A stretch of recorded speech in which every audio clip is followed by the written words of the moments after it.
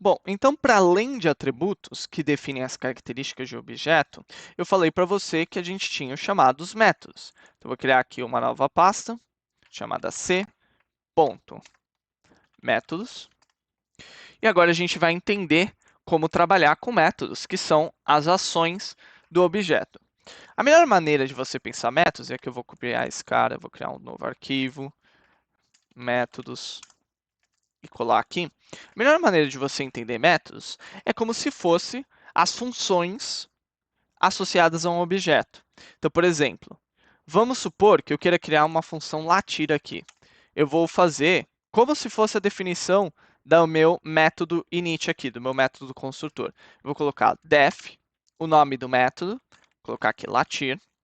Aí eu vou colocar parênteses, e aí você vai ver que ao colocar o parênteses, eu já tenho aqui a definição de self, né? Que é o que eu falei, que é o parâmetro que recebe a instância do objeto. E aí o meu latir, eu vou falar que ele não devolve nada, e eu vou dar um print aqui, eu vou falar au. Pronto.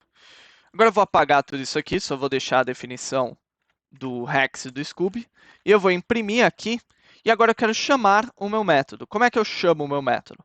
Bom, se o atributo eu faço hex.nome do atributo, no método vai ser a mesma coisa, eu vou fazer hex. E o nome do método. Só que diferente de um atributo, que é simplesmente como se fosse uma variável do objeto, o método é como se fosse uma função do objeto.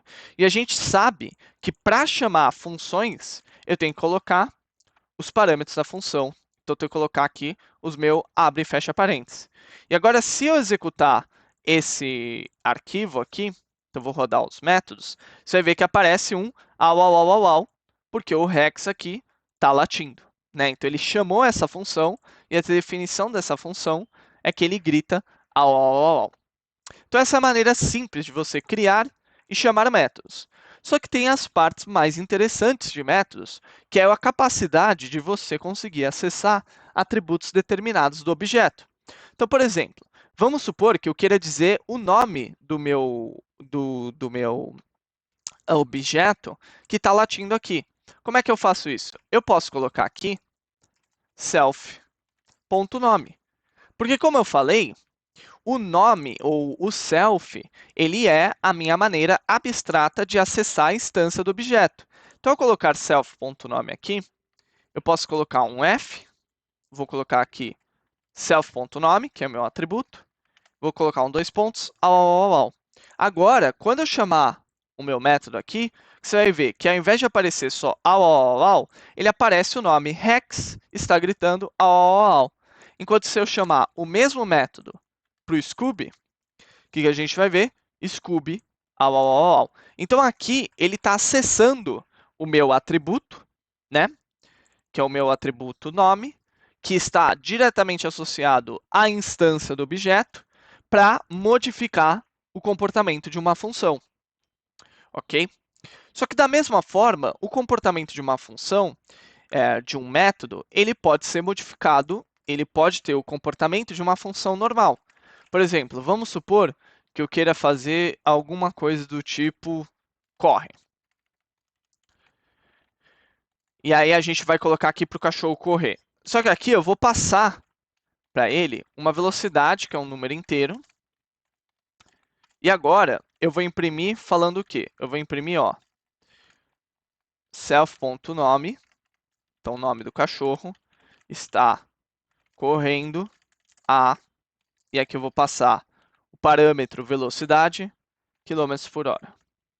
Agora, se eu for chamar a função corre, o que eu tenho que fazer? Eu tenho que pegar a minha instância do objeto, tenho que colocar corre, só que o corre recebe, além da instância do objeto, que vocês devem ter notado que eu nunca passo aqui um valor para o latir, ele está simplesmente passando diretamente, entendendo que ele passa para cá, eu vou colocar aqui a minha velocidade. Vou colocar, sei lá, 40. Agora, quando eu chamar o meu métodos, você vai ver que o Hex está correndo a 40 km por hora, porque ele recebeu esse parâmetro da função aqui para cá, né? E aí ele rodou o meu print. o que é interessante a gente notar, né, da maneira como isso aqui tudo está operando, né? Que é como se eu estivesse chamando uma função, para dentro dessa função eu estou passando a instância do objeto, e aí eu posso passar, além da instância do objeto, os parâmetros. Só que eu passo a instância do objeto sem fazer essa declaração direta. Só que existe uma maneira de eu ver essa declaração sendo feita de forma direta, que é, por exemplo, eu pegando cachorro, colocando ponto latir, né? E aí o que a gente tem aqui? Agora, eu não estou pegando uma instância de objeto para chamar a função latir. Eu estou pegando a definição da classe. E aí aqui eu tenho que passar a instância, que é o self, e agora eu posso latir por meio dessa definição. Então você vê hex. Então, essencialmente, quando eu crio um método, eu passo o nome do método, e aí eu posso passar parâmetros, posso passar valores de retorno, inclusive, posso passar, colocar definições aqui dos meus métodos. Então, faz o cachorro correr. Aí eu coloco aqui velocidade em quilômetros por hora de corrida. Então, vou apagar esse return aqui. Então, você está vendo que eu posso tratar, basicamente, o método de objeto como se fosse uma função normal. Só que essa função normal está sempre associada a uma classe. E se eu pego um, uma instância da classe, eu consigo chamar o método sem passar ela para dentro, como um dos parâmetros, mas eu posso também chamar o método pela definição da classe. Só que aí, nesse caso, eu tenho que passar, né? Vou aqui chamar o latir. Eu tenho que passar tanto a classe, a instância do objeto como parâmetro, como também os demais parâmetros da minha função.